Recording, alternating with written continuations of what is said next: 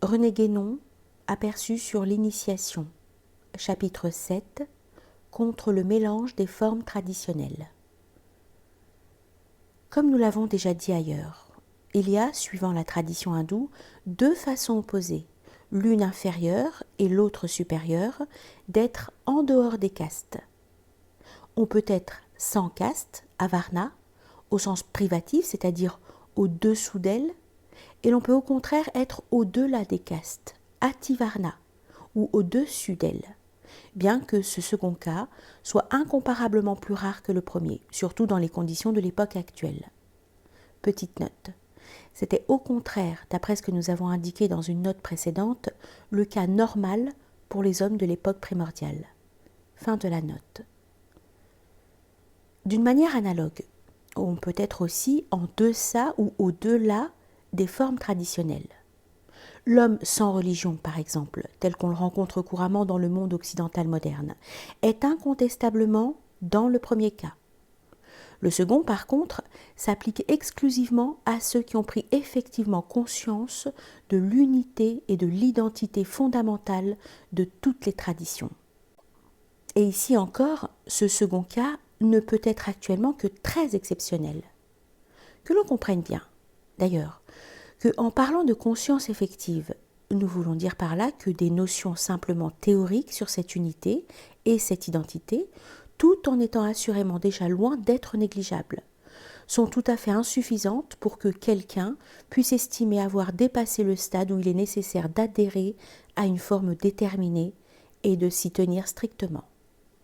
Ceci, bien entendu, ne signifie nullement que celui qui est dans ce cas ne doit pas s'efforcer en même temps de comprendre les autres formes aussi complètement et aussi profondément que possible, mais seulement que, pratiquement, il ne doit pas faire usage de moyens rituels ou autres appartenant propres à plusieurs formes différentes.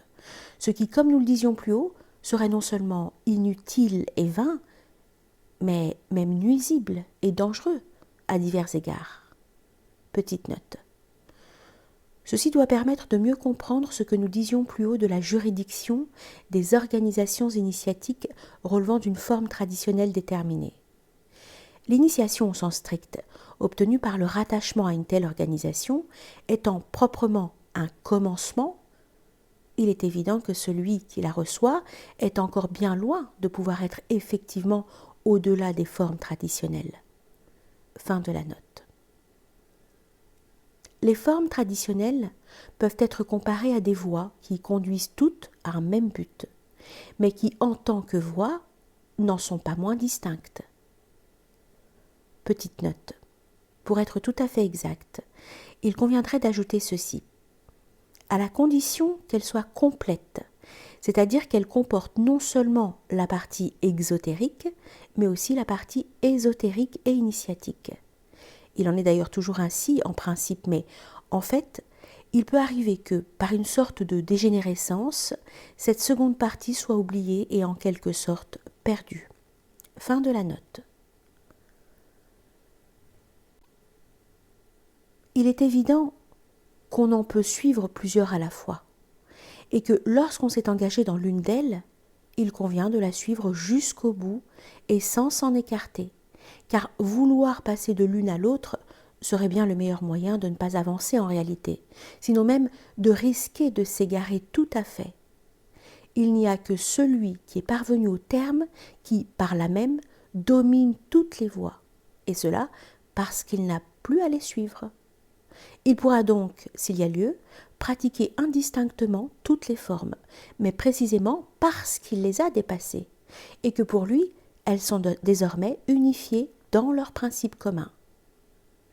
Généralement d'ailleurs, il continuera alors à s'en tenir extérieurement à une forme définie, ne serait-ce qu'à titre d'exemple pour ceux qui l'entourent et qui ne sont pas parvenus au même point que lui. Mais si des circonstances particulières viennent à l'exiger, il pourra tout aussi bien participer à d'autres formes, puisque de ce point où il n'y a plus entre elles aucune différence réelle. Du reste, dès lors que ces formes sont ainsi unifiées pour lui, il ne saurait plus aucunement y avoir en cela mélange ou confusion quelconque, ce qui suppose nécessairement l'existence de la diversité comme telle. Et encore une fois, il s'agit de celui-là seul qui est effectivement au-delà de cette diversité. Les formes, pour lui, n'ont plus le caractère de voix ou de moyens, dont il n'a plus besoin, et elles ne subsistent plus qu'en tant qu'expression de la vérité une, expression dont il est tout aussi légitime de se servir suivant les circonstances qu'il l'est de parler en différentes langues pour se faire comprendre de ceux à qui l'on s'adresse. Petite note. C'est précisément là ce que signifie en réalité au point de vue initiatique ce qu'on appelle le don des langues, sur lequel nous reviendrons plus loin. Fin de la note. Il y a en somme, entre ce cas et celui d'un mélange illégitime des formes traditionnelles, toute la différence que nous avons indiquée comme étant d'une façon générale celle de la synthèse et du syncrétisme. Et c'est pourquoi il était nécessaire à cet égard de bien préciser celle-ci tout d'abord. En effet, celui qui envisage toutes les formes dans l'unité même de leurs principes, comme nous venons de le dire, en a par là même une vue essentiellement synthétique, au sens le plus rigoureux du mot. Il ne peut se placer qu'à l'intérieur de toutes également, et même, devrions-nous dire, au point qui est pour toutes le plus intérieur, puisque c'est véritablement leur centre commun. Pour reprendre la comparaison que nous avons employée tout à l'heure, toutes les voix, partant de points différents, vont en se rapprochant de plus en plus, mais en demeurant toujours distinctes, jusqu'à ce qu'elles aboutissent à ce centre unique. Petite note. Dans le cas d'une forme traditionnelle devenue incomplète, comme nous l'expliquions plus haut, on pourrait dire que la voix se trouve coupée en un certain point avant d'atteindre le centre, ou peut-être plus exactement encore qu'elle est impraticable en fait à partir de ce point qui marque le passage du domaine exotérique au domaine ésotérique. Fin de la note. Mais vues du centre même, elles ne sont plus en réalité qu'autant de rayons qui en émanent, et par lesquels il est en relation avec les points multiples de la circonférence. Petite note. Il est bien entendu que, de ce point de vue central, les voies qui, comme telles, ne sont plus praticables jusqu'au bout, ainsi que nous venons de le dire dans la note précédente, ne font aucunement exception. Fin de la note. Ces deux sens, inverses l'un de l'autre, suivant lesquels les mêmes voies peuvent être envisagées, correspondent très exactement à ce que sont les points de vue respectifs de celui qui est en chemin vers le centre et de celui qui est parvenu, et dont les états, précisément, sont souvent décrits ainsi dans le symbolisme traditionnel, comme ceux du voyageur et du sédentaire. Ce dernier est encore comparable à celui qui, se tenant au sommet d'une montagne, en voit également, et sans avoir à se déplacer, les différents versants, tandis que celui qui gravit cette même montagne n'en voit que la partie la plus proche de lui. Et il est bien évident que la vue qu'en a le premier peut seule être dite synthétique. D'autre part, celui qui n'est pas au centre est forcément toujours dans une position plus ou moins extérieure, même à l'égard de sa propre forme traditionnelle, et à plus forte raison à l'égard des autres. Si donc il veut par exemple accomplir des rites appartenant à plusieurs formes différentes, prétendant utiliser concurremment les uns et les autres comme moyens ou supports de son développement spirituel, il ne pourra réellement les associer ainsi que du dehors, ce qui revient à dire que ce qu'il fera ne sera pas autre chose que du syncrétisme, puisque celui-ci consiste justement en un tel mélange d'éléments disparates que rien n'unifie véritablement. Tout ce que nous avons dit contre le syncrétisme en général vaut donc dans ce cas particulier, et même pourrait-on dire avec certaines aggravations. Tant qu'il ne s'agit que de théorie, en effet, il peut, tout en étant parfaitement insignifiant et illusoire, et en ne représentant qu'un effort dépensé en pure perte, être du moins encore relativement inoffensif. Mais ici, par le contact direct qui est impliqué avec des réalités d'un ordre plus profond, il risque d'entraîner, pour celui qui agit ainsi, une déviation ou un arrêt de ce développement intérieur, pour lequel il croyait, au contraire, bien à tort, se procurer par là de plus grandes facilités. Un tel cas est assez comparable à celui de quelqu'un qui, sous prétexte d'obtenir plus sûrement une guérison, emploierait à la fois plusieurs médications dont les effets ne feraient que se neutraliser et se détruire, et qui pourraient même, parfois, avoir entre elles des réactions imprévues et plus ou moins dangereuses pour l'organisme.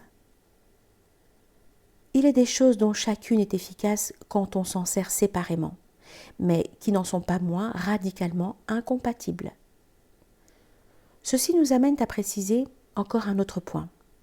C'est que, en outre de la raison proprement doctrinale qui s'oppose à la validité de tout mélange des formes traditionnelles, il est une considération qui, pour être d'un ordre plus contingent, n'en est pas moins fort importante au point de vue qu'on peut appeler technique. En effet, en supposant que quelqu'un se trouve dans les conditions voulues pour accomplir des rites relevant de plusieurs formes, de telle façon que les uns et les autres aient des effets réels, ce qui implique naturellement qu'il ait tout au moins quelques liens effectifs avec chacune de ces formes. Il pourra arriver, et même il arrivera presque inévitablement, dans la plupart des cas, que ces rites feront entrer en action non pas seulement des influences spirituelles, mais aussi, et même tout d'abord, des influences psychiques qui, ne s'harmonisant pas entre elles, se heurteront et provoqueront un état de désordre et de déséquilibre, affectant plus ou moins gravement celui qui les aura imprudemment suscités. On conçoit sans peine qu'un tel danger est de ceux auxquels il ne convient pas de s'exposer inconsidérément. Le choc des influences psychiques est d'ailleurs plus particulièrement à redouter, d'une part comme conséquence de l'emploi des rites les plus extérieurs, c'est-à-dire de ceux qui appartiennent au côté exotérique de différentes traditions, puisque c'est évidemment sous ce rapport surtout que celles-ci se présentent comme exclusives les unes des autres, la divergence des voies étant d'autant plus grande qu'on les considère plus loin du centre. Et d'autre part, bien que cela puisse sembler paradoxal à qui n'y réfléchit pas suffisamment, l'opposition est alors d'autant plus violente que les traditions auxquelles il est fait appel ont plus de caractères communs, comme par exemple dans le cas de celles qui revêtent exotériquement la forme religieuse proprement dite, car des choses qui sont beaucoup plus différentes n'entrent que difficilement en conflit entre elles, du fait de cette différence même. Dans ce domaine, comme dans tout autre, il ne peut y avoir de lutte qu'à la condition de se placer sur le même terrain. Nous n'insisterons pas davantage là-dessus, mais il est à souhaiter que, du moins, cet avertissement suffise à ceux qui pourraient être tentés de mettre en œuvre de tels moyens discordants. Qu'ils n'oublient pas que le domaine purement spirituel est le seul où l'on soit à l'abri de toute atteinte, parce que les oppositions mêmes n'y ont plus aucun sens, et que tant que le domaine psychique n'est pas complètement et définitivement dépassé, les pires mésaventures demeurent toujours possibles, même, et nous devrions peut-être dire surtout, pour ceux qui font trop résolument profession de n'y pas croire.